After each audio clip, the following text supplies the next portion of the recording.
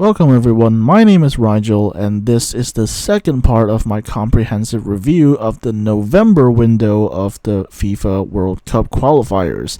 In this video I'll be talking about CONCACAF, so the North American Federation essentially, because the South American one has already finished like ages ago.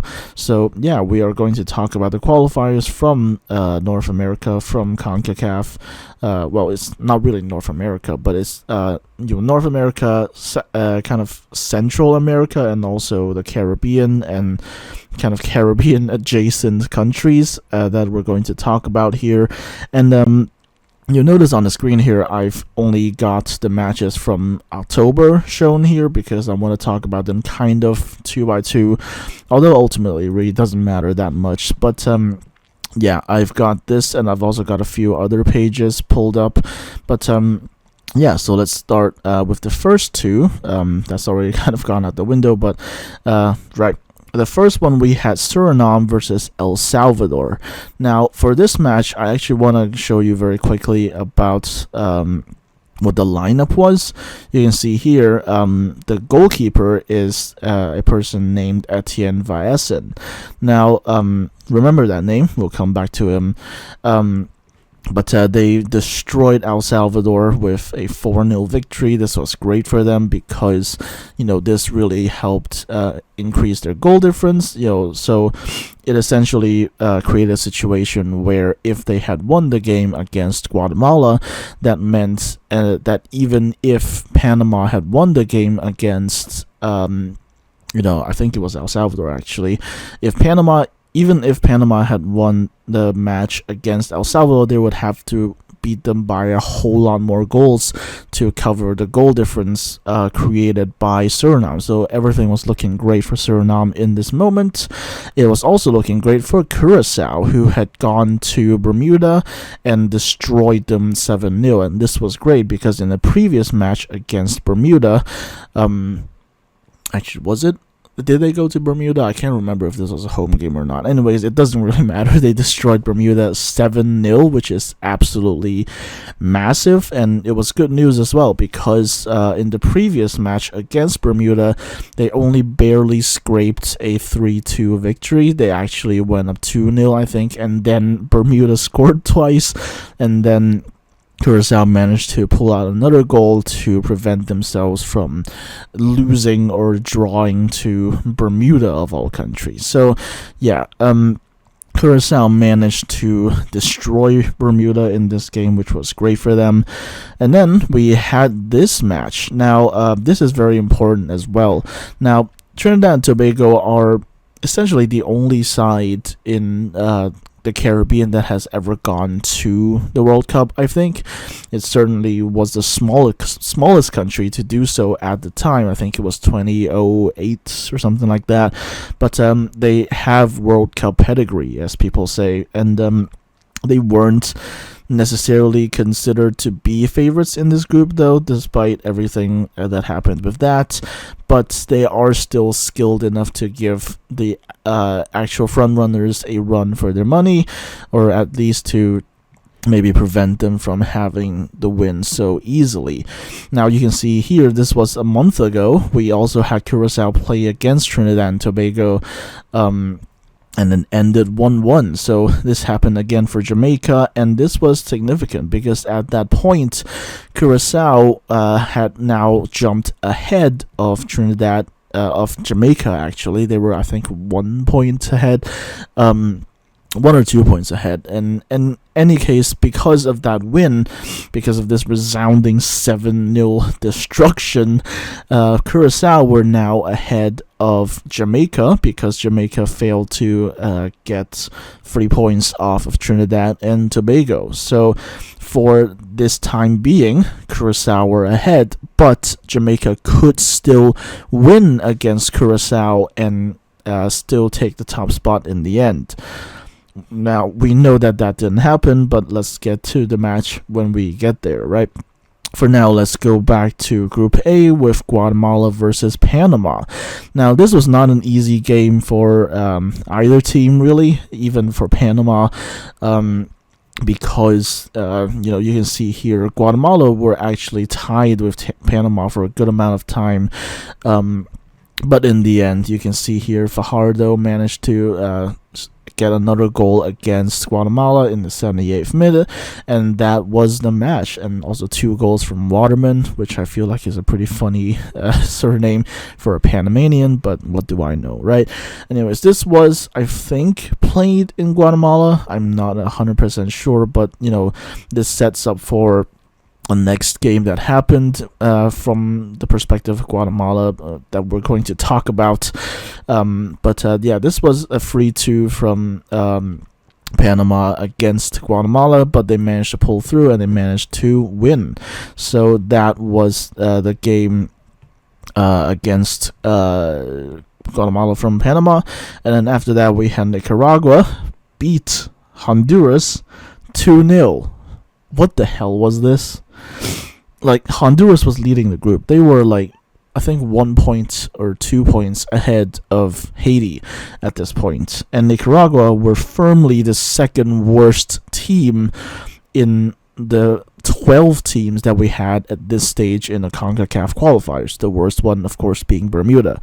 They had, 1 point from 4 matches or something like that, something crazy like that. They were, marginally better than Bermuda based on, the score, but somehow Nicaragua just played Honduras. Again, I can't remember if this was a home game or not, but they went to Honduras and destroyed them. This was 2-0. This is nothing to scoff at. I don't know what happened. I didn't really watch the match, but this was to quote someone else, this was an FU game for Nicaragua. They have no hope of qualifying, but they decide to go and ruin Honduras's day.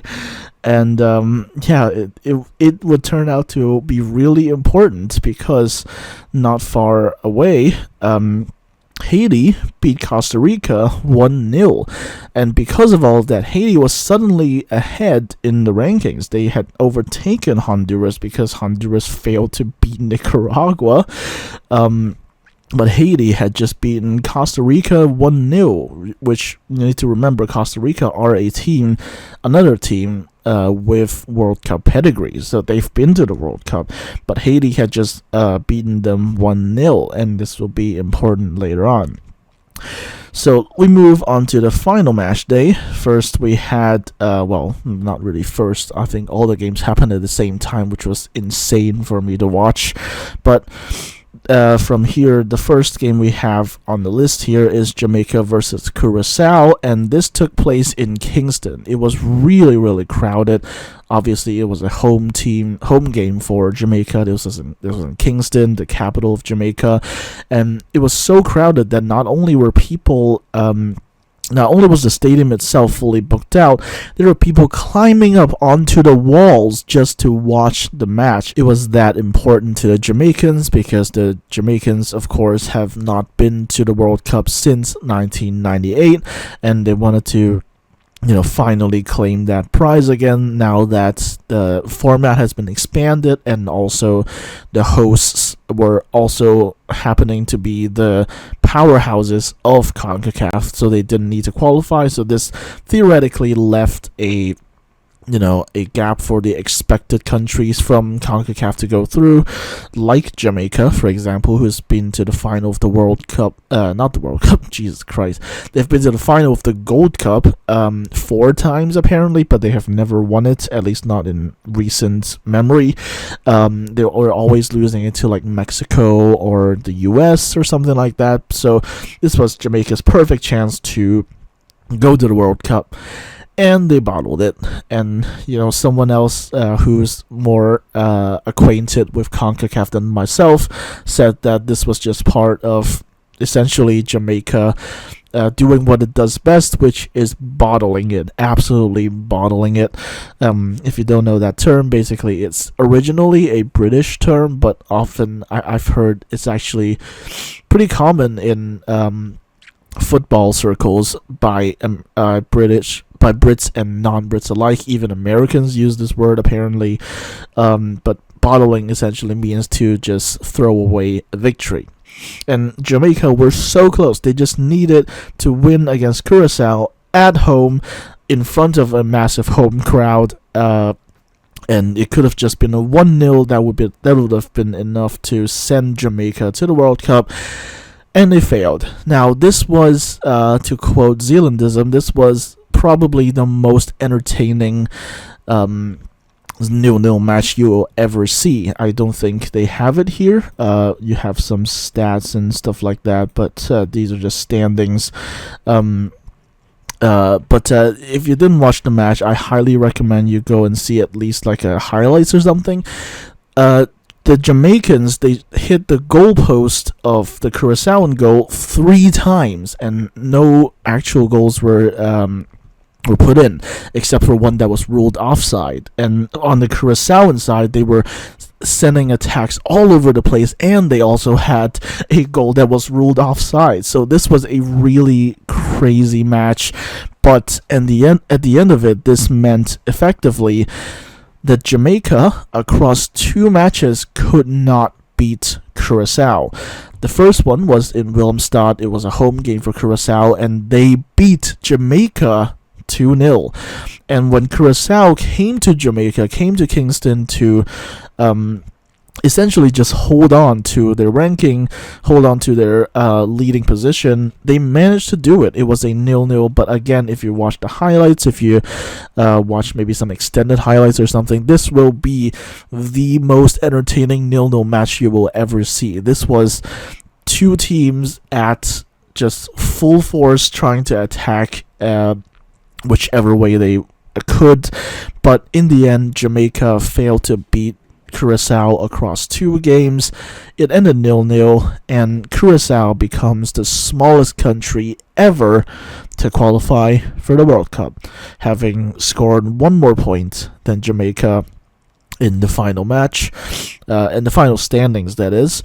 And some people are absolutely like critical of this stuff. They're saying like, oh, but no one on the Curaçaoan team is actually Curaçaoan. Well, first off, that's not true. We have the beloved Taif Chong. Even though he wasn't in the last few games, I think he's still got an injury or something like that. He was actually born and raised in Curaçao, even though he went to play in European leagues and such. But here's the thing, even if you count all of the Curaçaoan diaspora, Curaçao on the island, they have about 165,000 people.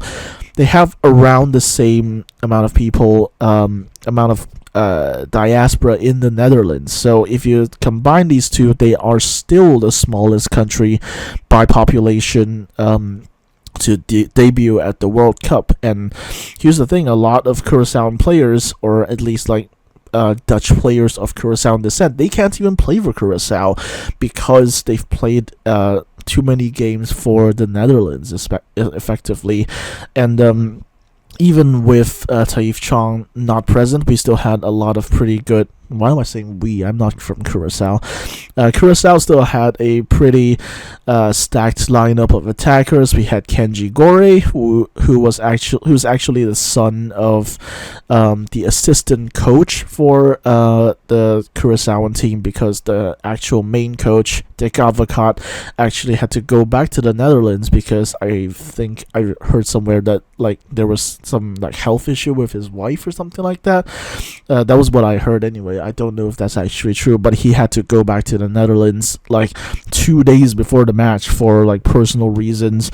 So the assistant coach, I can't remember his first name now, but he is actually I think Surinamese, ironically, Dutch Surinamese, but his wife is Curaçaoan, and his son is Kenji Gore, who plays on the Curaçaoan national team. We also had names like Comenencia and, of course, the Bacuna brothers, who, again, I think both of them scored against Bermuda in the 7-0. So yeah, there were a lot of really effective attackers, and this game really just came down to the balance. And in the end, again, Jamaica were unable to beat Curaçao across 2 games, and that's how Curaçao managed to be the smallest country to ever debut at the World Cup. And these are just some stories that you'd love to hear about. And I've also heard that they are also building more fields in Curaçao, trying to raise a new generation of players who have something to look forward to. Future generations can be like, oh, our country went to the World Cup for the first time in 2026. And a little bit of backstory as well, because I have kind of vaguely been looking into this. Curaçao, you might wonder why is Curaçao of all the Dutch islands suddenly popping off and not like Bonaire or Saint Martin or something like that. Well, turns out and the entire reason that the Curaçaoan team exists is because prior to like 2010 or something, in the Dutch constitution, there was the Dutch Kingdom of the Netherlands that was in Europe, and then there were the Dutch Antilles, which was basically a collection of all of the islands in the Caribbean that were owned by the Netherlands, and then those were split off into, I think, the SSS Islands and also the ABC Islands. I can't remember all the S Islands. I only remember one of them is Saint Martin, and then for the ABC Islands, I just mentioned Bonaire. Obviously, we have Curaçao, and we also have Aruba, who I erroneously thought that they didn't have a FIFA team, but they do actually. Aruba does have a national team for FIFA, but they've never really gotten anywhere. But actually, going back on topic for a moment, the Netherlands Antilles or Dutch Antilles, they had a FIFA team.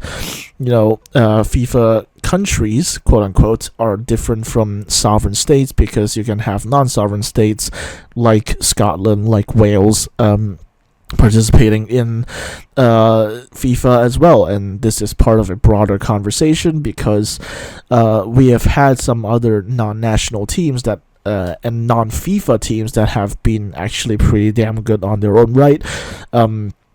Think Catalonia, think the Basque Country, both of which recently beat Palestine in a friendly match that happened, I think, a couple of weeks ago at this point.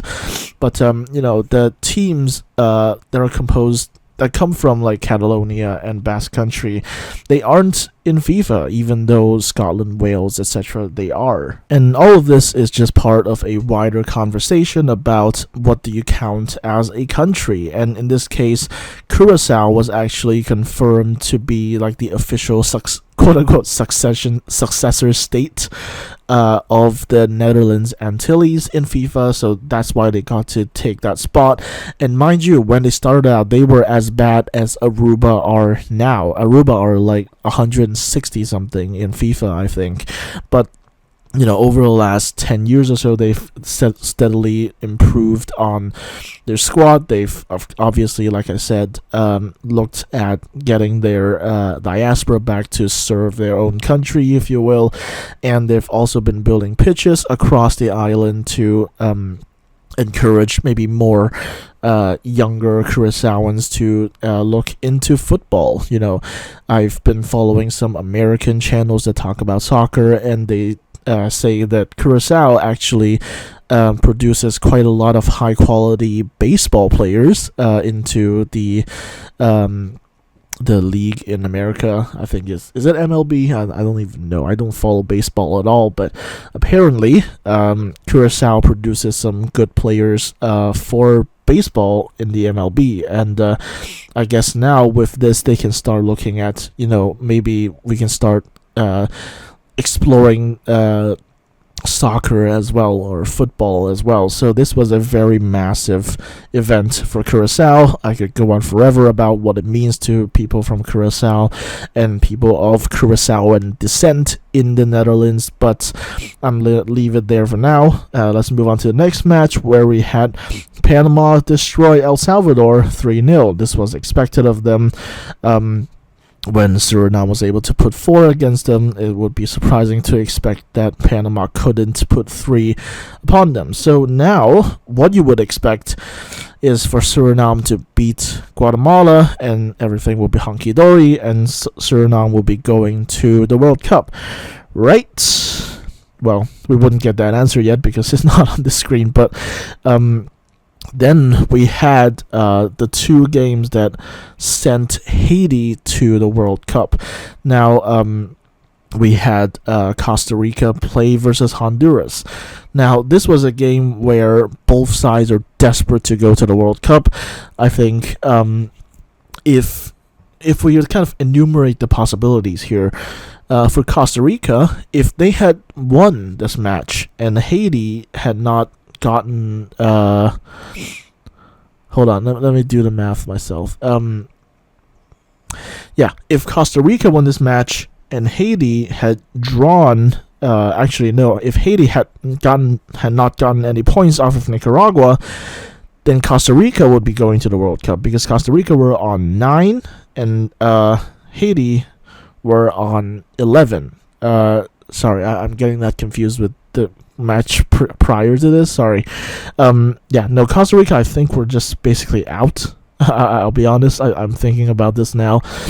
Costa Rica were effectively out, but they were still desperate to go to the World Cup because, again, Costa Rica has World Cup pedigree. They have been to the World Cup, I think, in the last 10 years, actually, or 10 to 20 years, something like that. So they were desperate to go to the World Cup.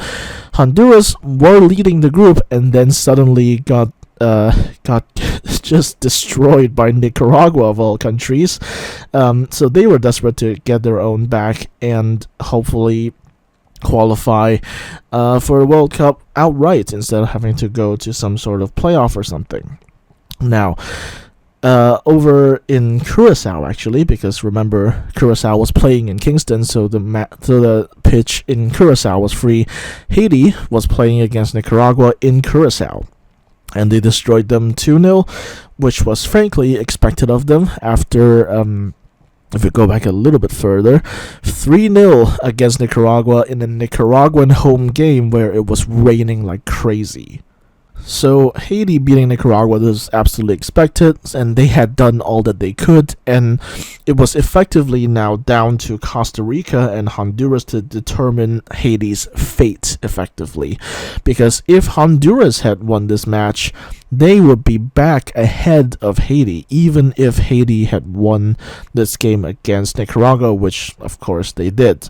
So this sent Haiti to the World Cup now, because Costa Rica and Honduras effectively self-cannibalized. It ended in a 0-0 draw, and just no one wins, and I think both sides were just feeling downtrodden. And in the end, because Costa Rica and Honduras drew, this meant that Haiti were now ahead of both of them, and Haiti are now going to the World Cup despite having not played any matches at home for the last almost 5 years at this point. And this is the kind of story that I want to highlight about international football. Some people really dismiss the international break, but these are the kinds of stories that we really want to highlight with international football. Haiti has not played a home game in almost 5 years, and the reason for that is because since the president was assassinated, the capital effectively just fell into chaos and gang wars. The stadium right now, Haiti has a stadium, but it is currently owned by gangs, and the team just cannot get in whatsoever. They can barely even step foot on the island of Hispaniola on the Haitian side without fearing for their lives. The current coach has never been to Haiti at all. So for them to be able to play all of their games away, and mind you, Curaçao, the Hato Stadium, which, by the way, fun fact, was named after a legendary Curaçaoan goalkeeper who refused European offers to continue playing for Curaçao. The Hato Stadium in Curaçao has effectively become Haiti's new home stadium. They've played a lot of games there. A lot of the games that were called quote-unquote home games were actually played in Curaçao. So again, there's this connection here that Haiti are returning to the World Cup for the first time in 50 years while playing on the field of a country that has just debuted at the World Cup for the first time ever. So, yeah, Haiti, amidst everything, amidst Costa Rica and Honduras, drawing in their match, managed to come out on top and qualify directly for the World Cup. Costa Rica and Honduras. But now it is! It's over! Haiti have got the news! One last thing about Haiti. Now, you know how they scored 2-0 against Nicaragua? Well, some people were concerned as to why they didn't score like a third goal or something against Nicaragua, but maybe it was all meant to be. See, the day on which they scored 2-0 against Nicaragua was the 18th of November, which is exactly 222 years since the last major battle of the Haitian Revolution, which led to the independence of Haiti from France. So, on the 222nd anniversary of this battle, Haiti scored 2 goals against Nicaragua to send them to the World Cup. Maybe it was written in the stars all along. And that's not all, because now we move to the last 2 games. This game is effectively useless. I don't know how Bermuda managed to score 2 against Trinidad and Tobago, but it was effectively a friendly at this point. It bore no meaning, effectively. So it was just a friendly at this point. So you can talk all you want about this, but I really, really want to talk about the game from Guatemala against Suriname. This was a Guatemalan home game, so this was never going to be easy, but Suriname just collapsed, absolutely collapsed in a way that I've never seen before.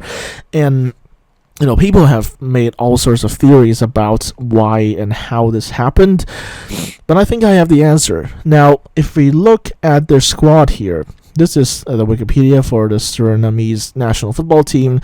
You have all these players, great. Virgil Misajon, great. But I want to focus on the goalkeepers. Now, I talked earlier about the Surinamese goalkeeper for against El Salvador, which was Etienne Viassen. Now, let's go back to here. You can see here Etienne Viassen. But for the last game, for effectively what was going to be the most important game against Guatemala, Viassen wasn't available. I think he got an injury or something like that. I honestly don't know. But Viassen was not available for the last match, for arguably the most important match in Surinamese history to date. So what happened, right?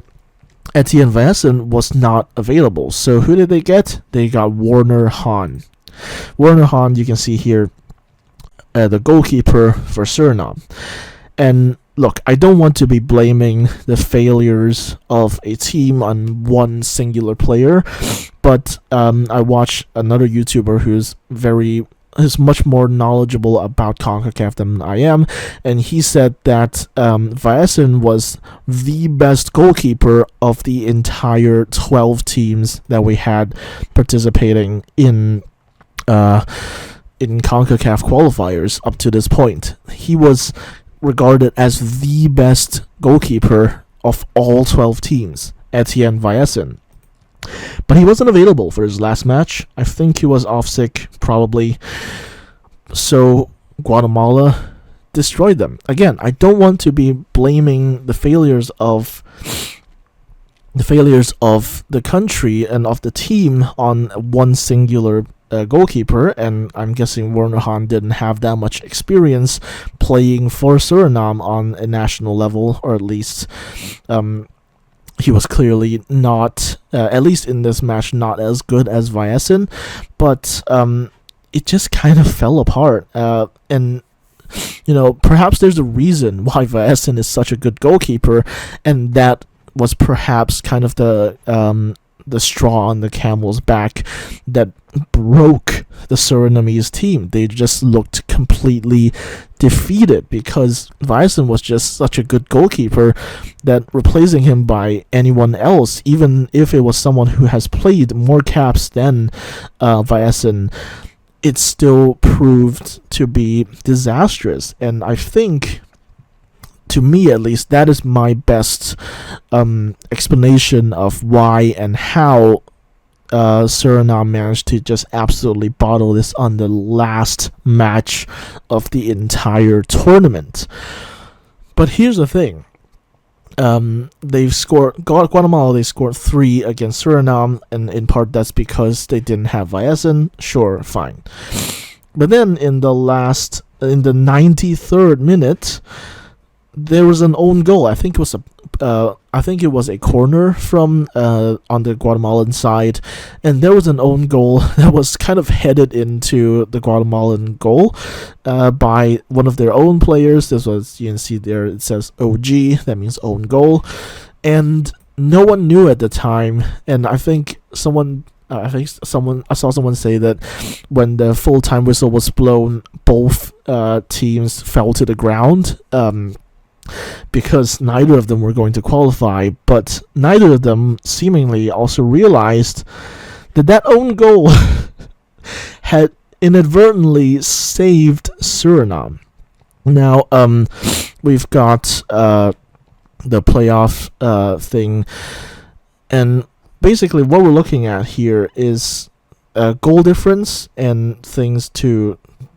Okay, sorry, my brain isn't making sense right now. It is 6 a.m. But basically how the playoffs work for CONCACAF is that you get 2 teams from CONCACAF going to the Interconfederation playoffs.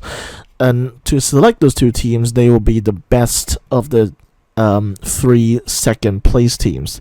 The 3 best teams, they go directly to the World Cup. The 2 best second place teams, I have to say that slowly, are going to the Interconfederation playoff. The first one was obviously going to be Jamaica, and I said as much in the last episode. Basically, not last episode, in my predictions video, but basically Curaçao and Jamaica, whoever lost that game would have a pretty cushy slot in the playoffs because they just had higher points. Now, who got the second spot was not so certain, because you can see here Honduras are on 9, Suriname are on 9. The goal difference, Suriname are on 3, but Honduras is also on 3. And then what broke the tie from here? Effectively, it was counted as who scored on the day. And you know who didn't score on the day? Honduras. And you know who did score on the day through, albeit an own goal? Suriname. So Suriname, along with Jamaica, are now going to the Interconfederation playoff, while Honduras and Costa Rica, after having that 0-0 draw, completely miss out because Honduras did not score any goals in that match. It really came down to that, and it really came down to the wire. And Guatemala had just, by scoring that own goal, had just secured Suriname's place in the Interconfederation playoff, and they had noticed it, even though probably the announcer or the narrator had noticed it. But the players themselves, they were just downtrodden. Like I said, both teams just kind of fell to the ground because neither of them were going to qualify, or so they thought, except Guatemala, by scoring that own goal, had secured Suriname's place in the Interconfederation playoff. And that means from CONCACAF, we are getting Suriname and Jamaica in the Interconfederation playoffs, which I'm going to get to right now. So the draw actually took place just like a few days ago. I wanted to cover them earlier, but I got really sick, and I was wearing too thick of a shirt 2 days ago while it was like warming up, and that's probably TMI, but I got really sick. So yeah. These are the 2 pathways, or just paths if you want to call them that, for the Interconfederation playoffs. Now, DR Congo and Iraq, by virtue of having been the two highest ranked teams in all of these 6 teams, were seeded, which means effectively that they didn't have to play any sort of semifinal. They just have to play one match to determine whether they're going to the World Cup effectively. But the other 4 teams were not seeded or unseeded, so they had to play a semifinal and they had to beat another country to get to the final to try to beat the country in the final. So there are 2 locations that will be hosting the Interconfederation playoffs.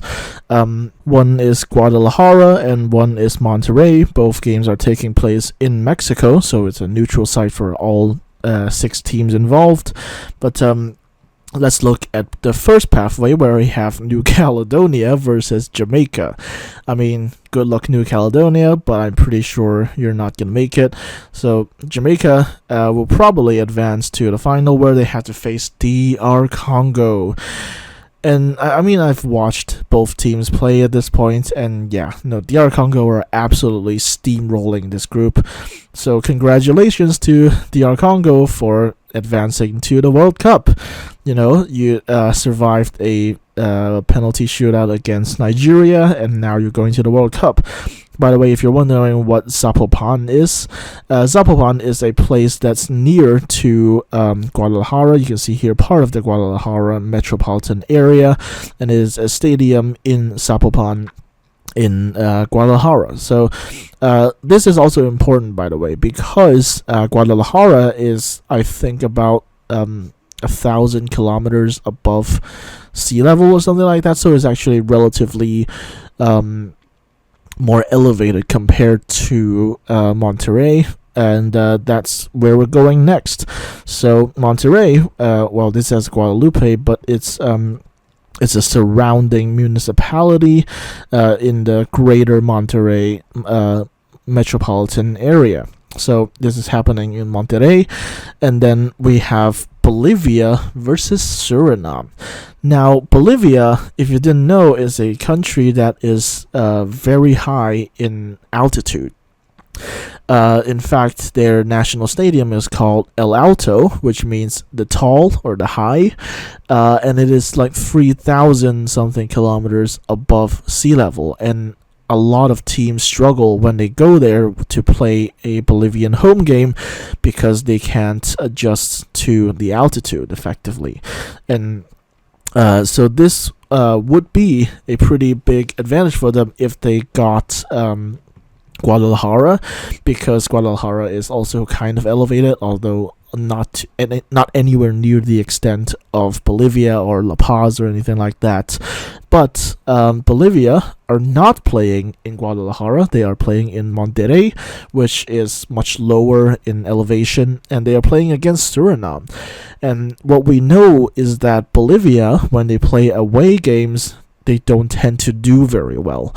Now, and I don't want to be discouraging about Suriname, but on paper, Bolivia are probably still the favorites to go to the final against Iraq.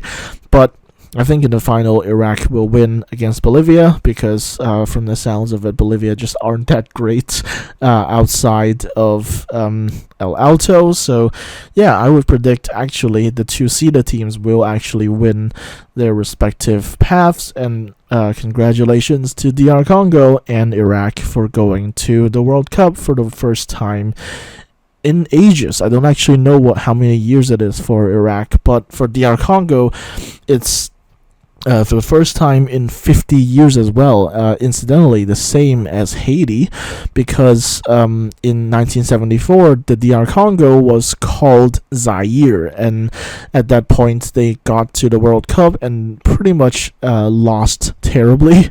Their flag was like light green or something like that, but now this is 2026, or the 2026 World Cup anyways. And the DR Congo are once again headed to the World Cup, which is just, again, it's just amazing stories. You know, just like Haiti, they've been facing a lot of instability as well. You know, they've been facing what is effectively invasion from Rwanda. And so it's just an amazing story. And for Iraq, I forgot to mention this in the Asia video, the video that I've just posted prior to this one, but I just think it means a lot for Iraq to beat the UAE in the end, because if you look at the Emirati national team, a lot of them are just national, or rather naturalized players from like Brazil or Argentina or like random African countries, and very few of them are actual Emiratis or even Arabs at that. So yeah, it's whereas the Iraqi team are made up of a lot more kind of homegrown players born and raised in Iraq, despite all of the instability there as well. So again, it's just a really meaningful time, I think, for Iraq to even make it to the stage. And I think as much as I would love Suriname to debut at the contest, I think Iraq are going to pull through, and they're going to the World Cup under an Australian manager. Actually, his name is Graham Arnold, I think. Graham Arnold is an Australian manager. He's been managing Iraq, the Iraqi national team, and yeah, he may have now gotten them to the World Cup. But we shall see whether that actually happens at the end of March. So that is going to do it for this video. This was CONCACAF qualifying and also a review of the Interconfederation playoffs. Hope you enjoyed. Like this video, so if you enjoyed the video, subscribe to the channel so you don't miss my upcoming content and my next video, which is going to be on Europe and the European playoffs.